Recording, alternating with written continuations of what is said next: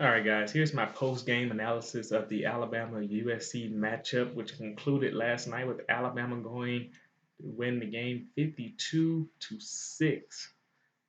Definitely not the score I predicted. So, in my prediction video, which I'll leave a link to above, I predicted Alabama will win 30-17. I was giving USC a little bit of credit. I was like, they'll score two touchdowns, maybe. And I was like, because the offense is new for Alabama, we won't be able to score like a ton, but we'll definitely do enough to win this game. So the prediction for the score was off, but I will like to say that what I predicted would happen in the game that would lead to Alabama's victory definitely came true. So in my prior video, I talked about how USC did have a very experienced offensive line, and those guys should be good.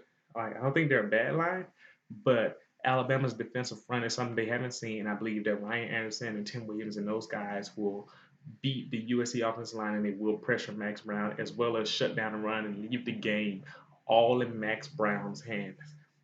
And what happened in the game last night? Alabama held USC to 64 total rushing yards. Most of that was a 46-yard run by Ronald Jones the second, and that was completely through the front seven. The defensive line shut down the run gaps, and they couldn't run, and it put the game all in Max Brown's hands. And then he started to get pressure, and he couldn't get USC out of that situation of having no running game and becoming one-dimensional. And not only that, but he had to throw against a very good Alabama secondary. And a lot of people weren't giving Alabama credit for being a good secondary.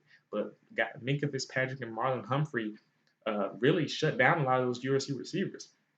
Juju Smith Schuster had 2 catches for 9 yards. Didn't have anything down the field. Uh, Minka Fitzpatrick, I remember Stephen Mitchell getting a couple of slants across the middle, but other than that, nothing. The only success they really had passing the ball was going deep to Darius Rogers, and that was on our new cornerback, Anthony Averett, who's still progressing, and he's a little bit smaller, so they used that matchup to their advantage. But other than that, Max Brown really couldn't capitalize, and USC had a lot of trouble blocking the Alabama front. That was a prediction that came true. Also, one thing I predicted was that Alabama would have the upper hand in special teams, which definitely came into fruition. When I saw that first kick barely squeak its way through the uprights, and that was probably the most fortuitous bounce I've ever seen on a field goal, I knew we had the advantage.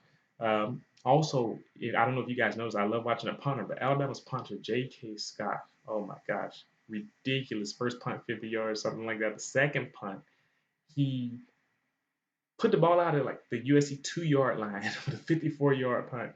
Absolutely amazing. All American. Alabama had the they had the advantage there, even had a freshman returning the kickoff.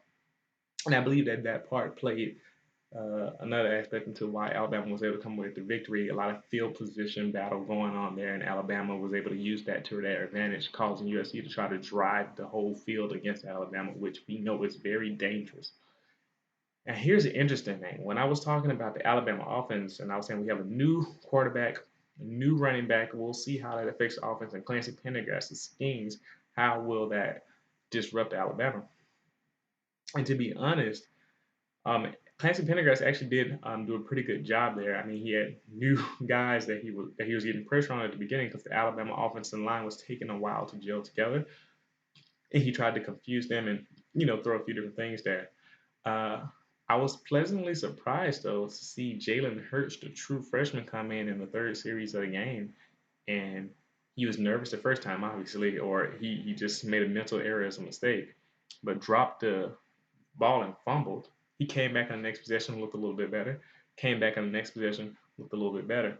Came back on the next possession, and of course, he threw the touchdown, 7-3, and from there he took off. He really won over the team. Like a lot of the commentators were pointing out how he was sitting in the middle of the offensive meeting on the sideline after he threw the touchdown. He really looked confident, and to see him grow more and more through each series, I didn't realize it was going to have that big of an impact on the game. He made those big plays. The touchdown pass by Darius Stewart, the second touchdown pass, I believe that was a bust by the USC secondary. They blitzed both a corner and a safety, and Darius Stewart just had free reign. But to give some credit to Jalen Hurts, he threw the ball perfectly over that defender's outstretched hand and hit Darius Stewart in stride, and he was able to keep running for the 71-yard touchdown because Dory Jackson was like coming for him, gunning people down. Also, one thing I noticed that Augusta running game is new.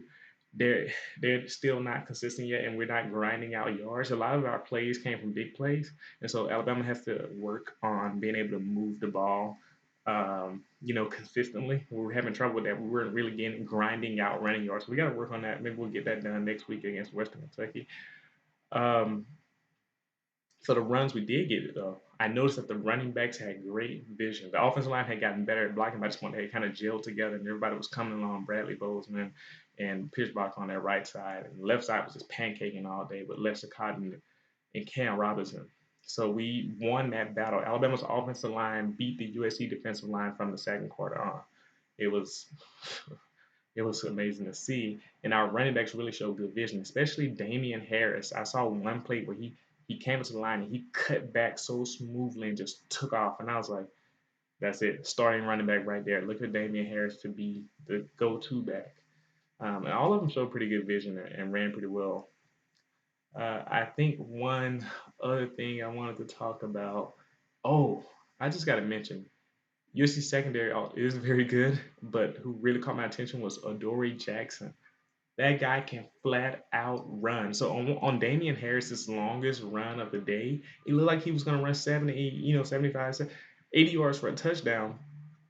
But all of a sudden, I just see this bullet right behind him come up and grab Damian Harris from behind and tackle him at like the 5 yard line. And I'm like, where did Adoree Jackson come from? Who gave this guy a jetpack? Extremely talented guy. It's going to be very.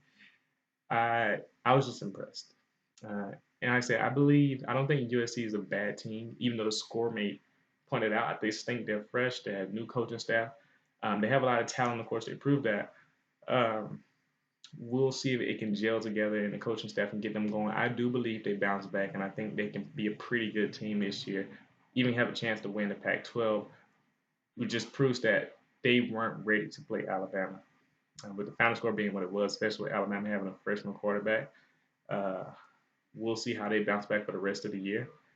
But I'm happy to say that my predictions for the Alabama team, maybe not score wise, worked out, but my predictions for what actually happened in the game, that did work out. And see Alabama dominate on both lines of the scrimmage, and the new offense actually taking the steps forward to do what they need to do, and special teams being an advantage for Alabama. It's going to be a fun season.